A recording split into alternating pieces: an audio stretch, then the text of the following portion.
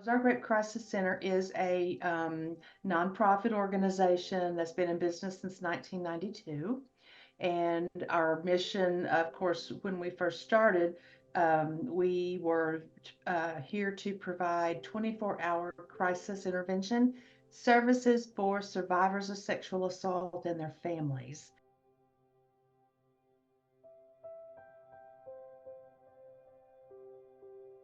So we actually are not therapists, we are advocates, and so we try to make the connections and make the appropriate referrals. Now, currently, we have a small pot of money that actually pays for mental health therapy.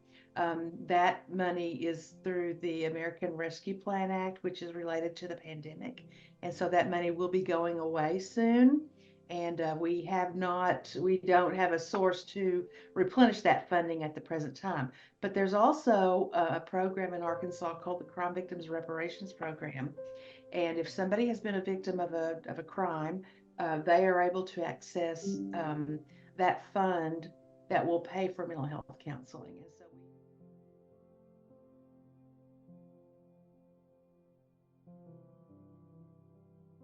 lots of different emotions that may come and go, or, some of the things that we look at are like fear, fear. There's a lot of things that they could be fearful of, whether it was fearful of the person who did this to them, fearful of negative treatment by others, fearful of the criminal justice system.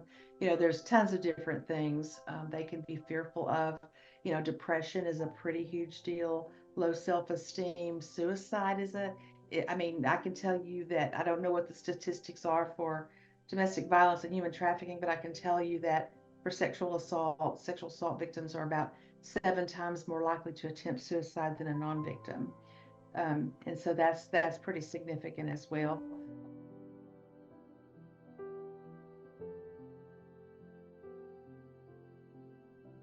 There are not enough resources. Most of the crisis centers in Arkansas, well, nationally. I mean, we are connected to organizations nationally, excuse me, and almost anybody will tell you that the numbers just increased exponentially during the pandemic. And, you know, Arkansas is one of the few states that does not provide any state funding to sexual assault providers or human trafficking.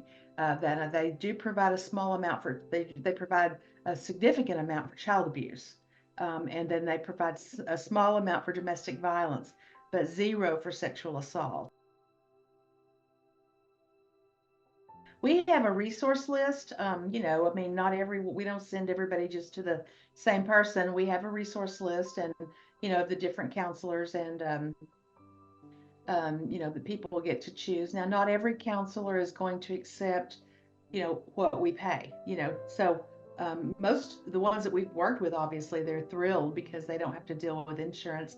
They just send me a bill and I cut a check for them, but we're limited to paying $100 an hour, which was fine when we started this 2 years ago, but the reimbursement rate, has gone up a little bit, and a lot of counselors are charging more like 125 or 150 an hour. So um, now. And so not everybody is willing to accept our, $100 an hour, but that's all we can afford. And that's the amount of money that we have is $100 per hour.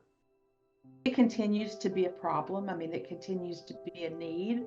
And I think it's just a huge need, and it, it's a, it's a difficult situation in our community, in our state.